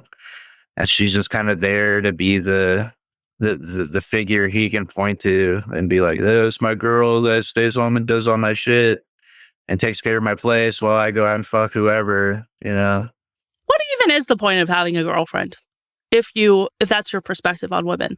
I think they want a in-house servant you know, like a slave. Like, but it's like they could pay. They have millions. They could pay like they someone. could pay somebody. but I mean, but it's about like subjugating women on some level. Yeah, it's about like, I think a lot of this is like also, and it's grievance against women in general for like whatever they allegedly did to the status of men in society. So I think a lot of it's about punishing women, you know, and being like, okay, we need to reassert the dominant role for men. Women, you need to be like, do you remember they opened up the documentary with like a bunch of clips from all these influencers and stuff? And some of them are like, you're the guy in charge. You dictate the terms of your relationship. Like, they obey you. They do all this kind of stuff, you know? They're selling this like sense of control. They're teaching that it's like the right way to interact with women in your life is to try to dominate them, right? And like be fully in charge. I was very, very relieved at the end of the documentary to find out that Angie had left Myron's ass. Oh, yeah. I couldn't watch the last like 5 minutes. I was like, I can't. I'm over it. But do you remember why she left? Allegedly. He alleges that it's because she wants a family. But, Neill, I don't know if you even know this. Because Myron's like, oh, she wants a family and I can't give that to her right now. Yeah, that's what he said in the movie. But Angie put out a TikTok where she actually, I did feel kind of bad because she was like, I didn't want to be in the documentary. I have since asked them to remove me from the documentary and the producers have ignored me. But I'm going to start making... Fucking Netflix. Netflix sucks. Yeah. But, you know, I was happy that she like got to say her piece because she was like, I'm with someone who's nice to me now. I'm with someone who respects me and da-da-da-da. And I was like, girl, good for fucking you. Thank God. Mm-hmm. Yeah, good for her. No, I didn't see that. I'll have to look at that. I hope there's a better future for her, you know? Yeah. I hope too that like now that this documentary has come out and even though she doesn't want to be featured in it, I hope it opens her up to a different side of the algorithm and people like flooding into her comments being like, hey, like don't be buying into this ideology because this is really scary and bad for you. Totally. Mm-hmm. Let's take a break real quick and when we come back we'll be talking about more that stuff. We'll be talking about that. And we're back. Okay, some things that I found really interesting about Myron's show specifically, some of the things that he said were, if you're a fat woman, you're effectively useless in life and that it's an embarrassment to society. Yeah. He also said everything about female nature is a lie. They wear makeup. You don't know when they're on their period and they don't show attention to you. That's a really weird thing to say. Like, are they supposed to tell you every time they're on your period?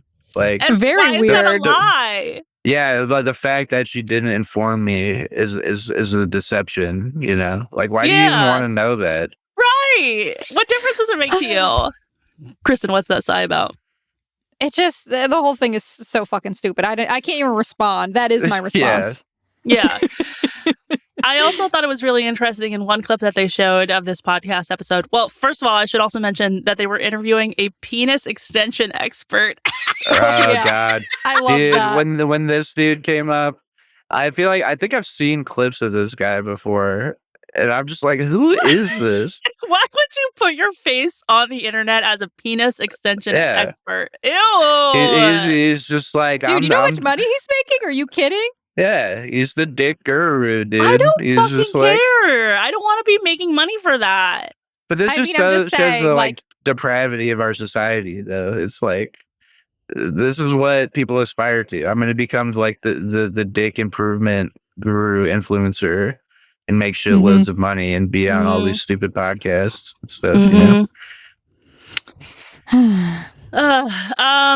I also thought it was funny. They show this thing called the Fresh and Fit Delusion Calculator.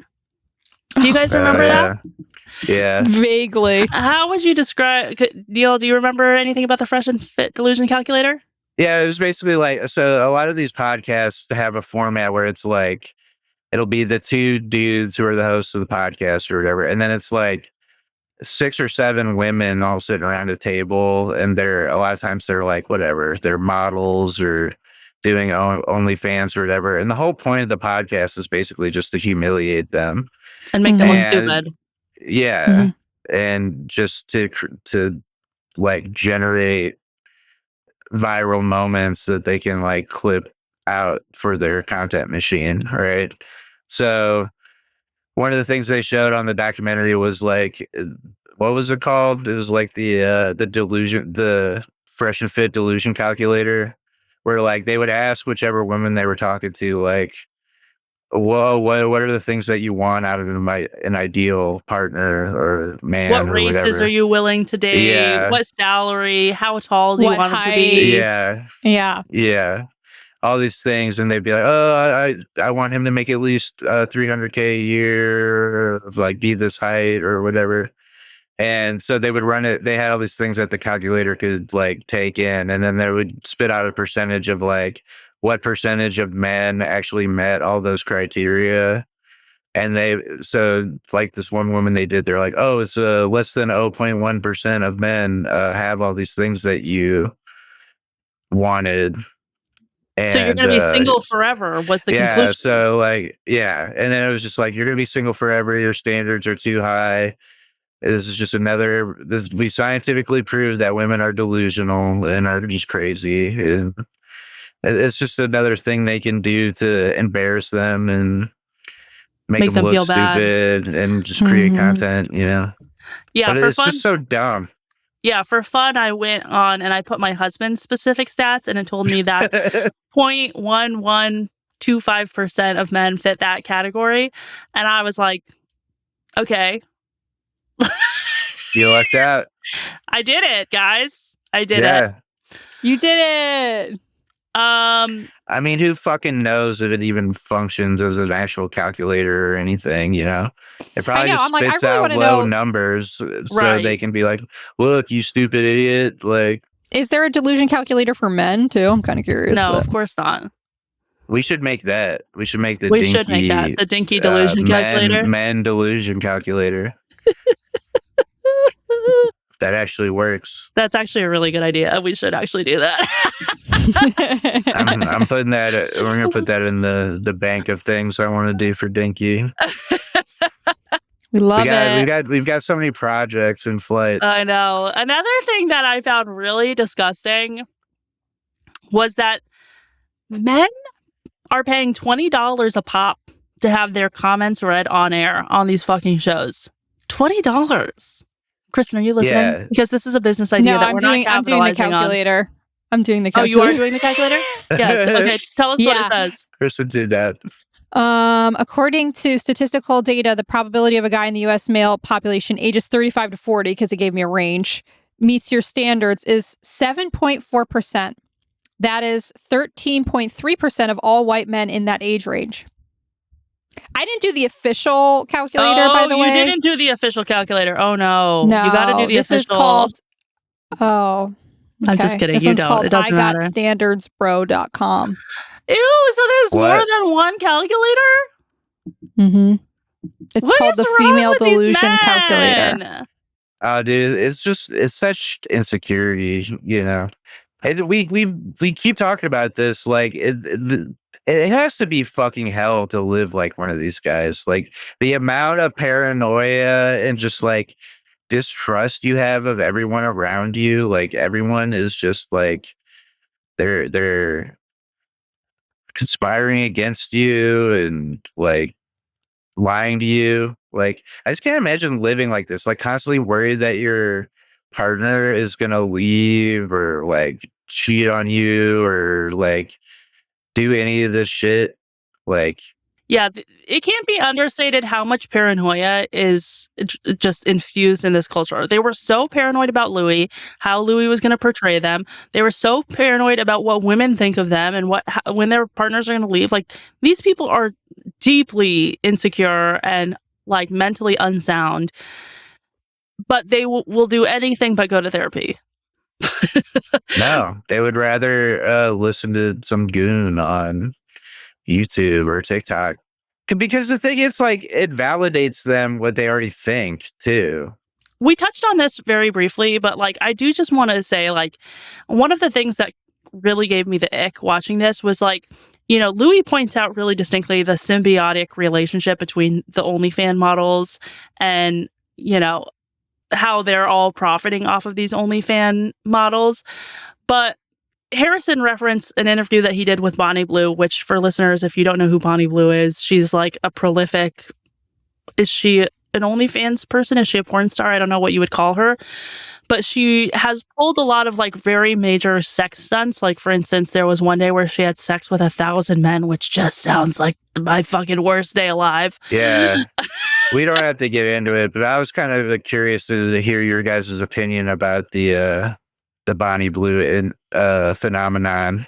But what's funny to me is like Bonnie's like, look, I'm saying I'm just doing all of this for money. Like, I don't give a fuck what anybody thinks about me. I'm doing this to give my kids a better life. I'm doing this to give myself a better life, which fine. If that's what you want to do, fine. But the fact that like Harrison was so pissed off to be referenced as being similar to Bonnie Blue when he is interacting with her for clout, he's doing things that he doesn't agree with for clout. And I was like, why are you so offended to be like said, hey, you're kind of like this person when you're both doing essentially the same fucking things? Totally. Yeah. It's like pot, meat, kettle, you know, Mm-hmm. like he's participating in the exact same type of like exploitative content, let's say, you know. So I don't really get where he gets off like criticizing her so much, because he's trying to make money off of the exact same forces that she is, you know. Mm-hmm. It's the philosophy of one-sided monogamy. Same thing. It's okay if I do it. It's not okay when she does it. Rules for thee, but not for me. Not for me.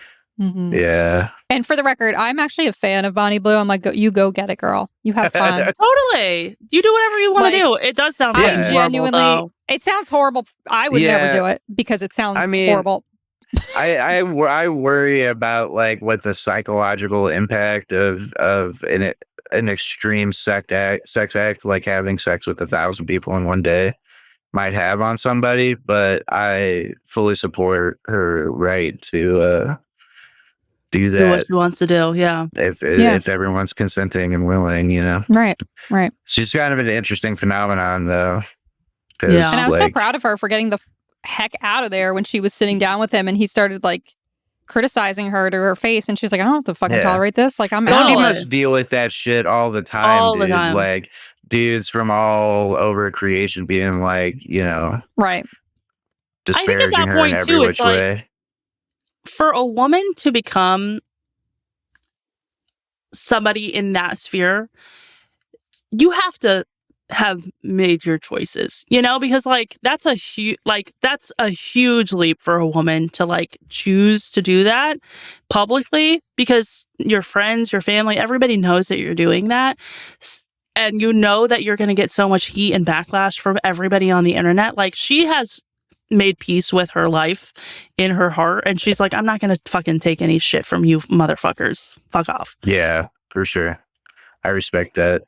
I don't even want to talk about Sneeko because he just fucking sucks to me. I don't really care. Yeah. The last thing that I just want to bring up is we talked about it already, but I loved the scene with Harrison and his mom. I loved what a fucking little bitch he looked like. And my favorite line of the whole thing is, Mommy, I don't want a juice bar. Mommy, I don't want a juice bar. I forgot about that line, dude. I was like, come on. That's exactly what I was referencing when we started. I was just like, I don't know if he was like kind of putting on an act for the camera or whatever, but like the way he was interacting with his mom was really strange. I mean, I can't say for sure, but it gives me that like dad's probably not around, and like she's like basically his whole world, and like, and every time they interact, it's just like he's a little boy and she's his mom, and she kind of defers to her when she's around, you know. He's trying so hard to like act tough and be like, oh yeah, fuck women or whatever, but she's just kind of like, stop that. Why do you act that way? Like, you can tell she kind of, I feel like she has enough of a like dominant presence in his mind. Like, it's kind of interesting because you kind of see, you kind of witness in real time this like breakdown of his worldview, right? It's like Louis kind of challenging him and his mom's right there. And he's like, well, it's a little bit hard for me to say these things with my mother right there and a documentarian, you know, watching us in real time. You could tell he's a little more cagey at that point because he has people there that are gonna reflect back to him. I just like find it so funny that his mother clearly controls everything, and yet his whole platform is about men controlling women. Like, that's some weird psychological shit that I don't understand. Like, oh, weird. And I think it was cool that early on in the documentary when Louis was asking about his mother and like her value system and maybe, you know, his values come from her, he was like, absolutely not. Like, my mom is very, very much a feminist. She identifies that way. Yeah. Yeah. And then we saw some of that come forward when there was that scene with the mom. But oh shit, where was I? I had a fucking thought. While you're thinking of it, I was going to say Harrison is truly the most concerning character of the documentary from the perspective that he is a person who has no values. You know, like he says at one point, like, I don't hate the Jews. He's like, that guy over there on my staff is a Jew. And he's like, I just say it just to get clicks. And it's like, you really, like, you have no moral compass. You have no values. You have nothing centering you. Like, even your mom's opinion doesn't center you. You just say, you're like a Google search. You say anything that comes to the top of your mind, and then yeah, that's that. Yeah, and I have more to say, but we're going to take a quick break, and then we'll come back. I do remember what I was going to say, and I wanted to validate your comment, Erika, which is, yeah, I mean, they blatantly admit that they're just doing this for money. Like, they don't actually, and that's where it gets confusing, right? It's like, do you actually believe in this stuff? Or to what extent do you believe in this stuff? Or are you just saying it because you know it like attracts rage bait, clicks, and then it, you know, translates to money, to conversion. And I was going to say, it is kind of like an interesting case in point of like, you know, how we get, you know, we have those conversations around if you're a leftist and you don't have kids, like, who is going, you know, only right-wing people are going to have kids and there's only going to be right-wing people populating the planet. But it's like, here's an interesting case study of someone who is ostensibly an only child, who was raised by a mother who has a very different value system. And how the fuck did it happen? Mm-hmm. How did it happen? Mm-hmm. I don't know. Yeah. Well, on that note, like, to start wrapping things up, I just wanted to read this quote that I read an interview with Theroux about this documentary, and he said, I think there are a lot of lonely men out there, and there's a whole industry dedicated to them. There are millions of hours of podcasts that talk about the masculinity crisis, how we've seen a decline in manufacturing jobs in the West, and how there have been efforts to correct the patriarchal skew in society that has in turn triggered a backlash. As the saying goes, if you've previously been privileged, then losing privilege can feel like an assault. And that's maybe how we've been perceived by certain groups of men. I think a lot of boys and men are lost, and when they see easy answers, when they see a muscular guy who seems to be very rich telling them it's not their fault and here's who to blame, then that's massively appealing. Perhaps most especially when you're only 15, 16, 17 years old, I think it can be underestimated how young a lot of this audience is. It's being marketed at kids, and sometimes for them, it's hard not to take it at face value. Spot on. Yeah. Totally. Yeah. Like, I mean, this shit is just everywhere. And I'm really concerned about, like, kids who are, like, really, really young getting exposed to this stuff. Like, because they're just growing up with really terrible ideas. The one thing I keep equating this to, though, is religion. And like, I grew up thinking there was a God and the church was a thing. And I had to be a good person and go to church if I wanted to get to heaven. And then around the age of like, you know, late high school is when I started to be like, is this all bullshit? You know? And so I think I just want to reiterate that I think we're in unprecedented times where it's like we literally do not know, with the invention of the internet, do these people grow out of these weird ideologies? Yeah, we don't know. We don't know. We don't know. Well, guys, thanks for listening. Neill, were you going to say something? I've been desperately trying to regain my train of thought on this quote here, but I can't do it. I gotta quit doing drugs all the time. That's the Dinky guarantee. Yeah. Come on this show and your brain will go away. Turn to soup. Yep. Exactly. If you want to support the show and find child-free community, you can join our Patreon and you can take a trip with us. Neill did both those things. Look at him. He's a shining example of a man in society. Star pupil. Star pupil. You can come be, if you're a fan of the show, you can come, you know, we'll do a giveaway. You can come hang out with me all the time. You can just, you know, like walk around and film me for free. This is what happens, clean our house. dude. I go to one Egypt trip and then they're like, you're going to be on the podcast. We're going to change your life. You guys are really doing the same thing, I think. I know. I know. We are grifting. We're the problem. I'm the slave. You know, we really got to start. I'm the fan. I just hang out all day. Did we talk about that on the pod, Erika, where we like alluded to like how much do we rage bait to get clicks and engagement versus how much are we true to ourselves? And I think, but I don't think anything we're saying we don't actually believe.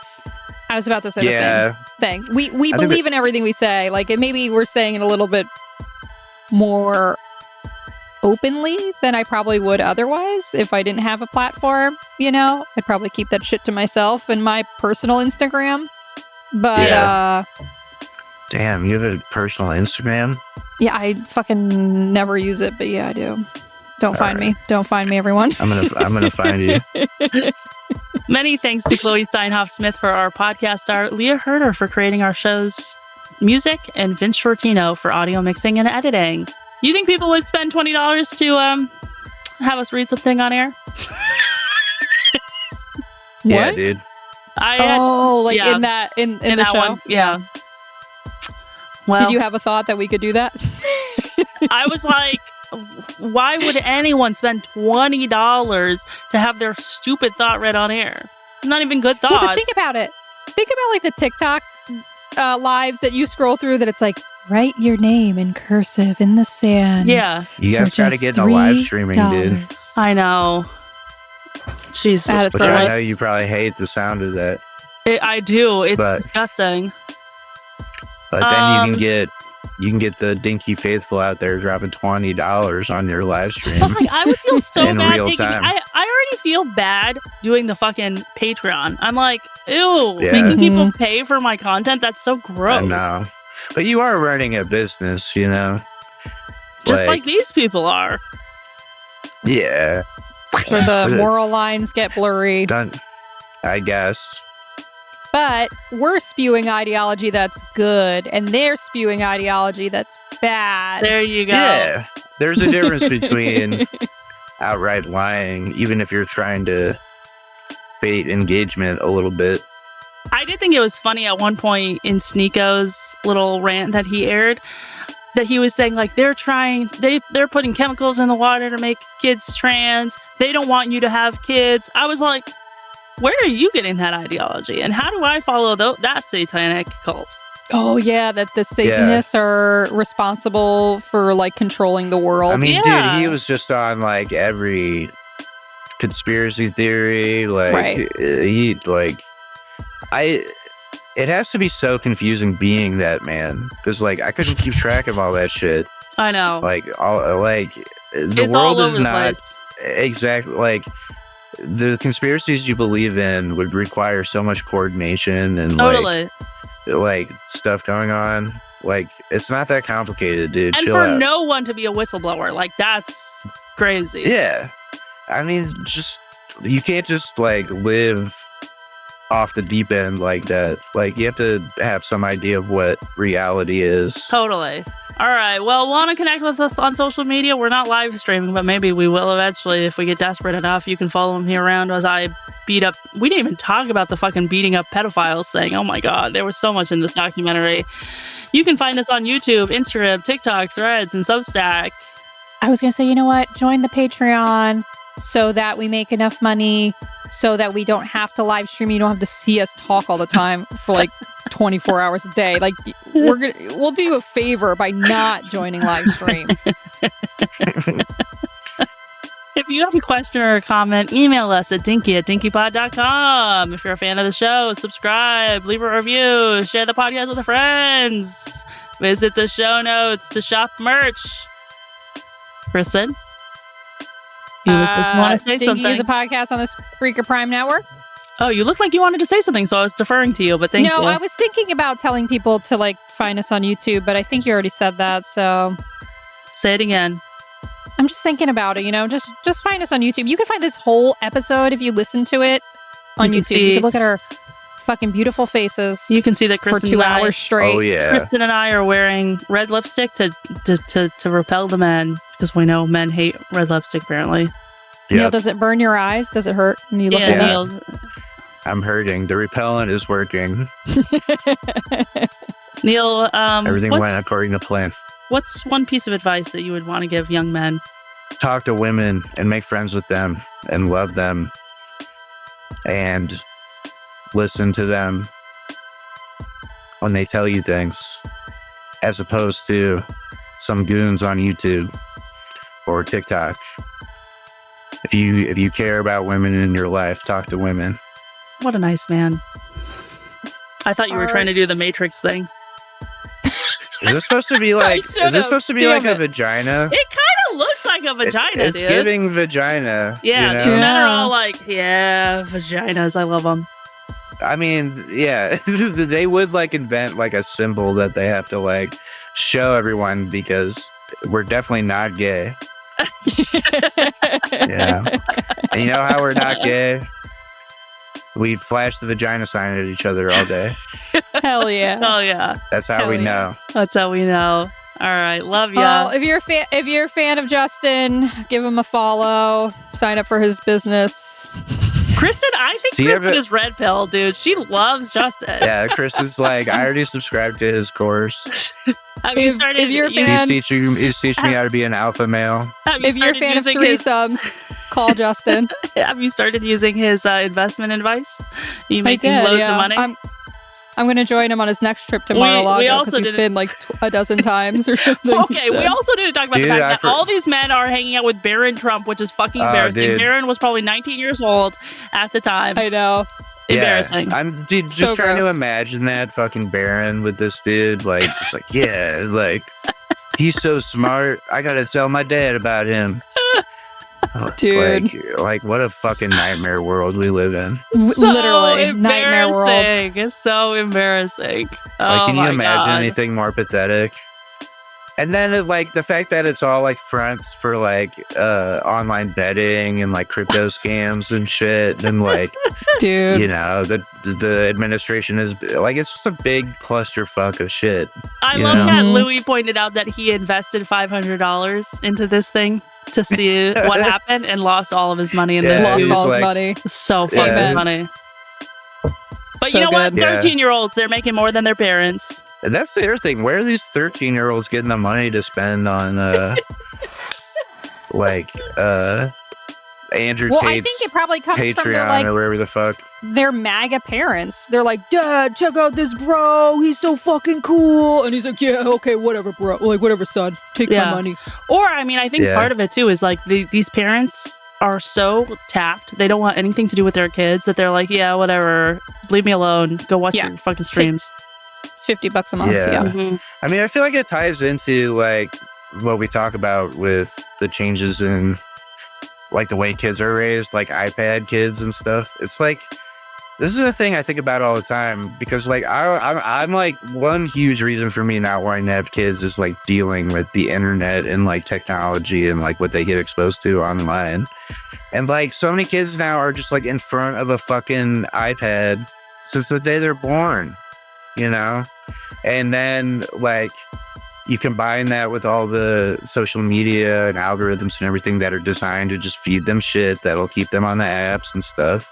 Like, it's no wonder so many people are getting exposed to this stuff and being like, I guess this is what real life is like, you know? Like, when I was that age, we didn't have any of this shit. I was like outside hanging out with my friends and like we learned how to socialize that way. Fuck, It's a whole new world, Neill. You're just a little bitch ass cuck. You got to be online streaming. Yeah. So you could have brought your kid into this world to benefit from all these cool influencers, Neill. I know. Like, I'm sorry to have deprived them of the opportunity. Yeah. Like, Such a sucks for shame. them. Yeah. Sucks for them. Sucks for them. Well, love ya. On that note, love you all. Ladies, it was lovely. Thank you for having me. Thank you, Oh, thanks, Neill. Neill. Oh my God. Neill, we're so used to having you that I was like, all right, just another day. You're just one Gotta of go. us. Yeah. I was just like, bye. Thank you, Neill. But yeah. Okay. We should have given you a thanks, shout Neill. out. Thank you, Neill. Come back again. Yeah, you'll be back. Bye. Please. Bye. Oh, he really left. Oh, he left. Dink life.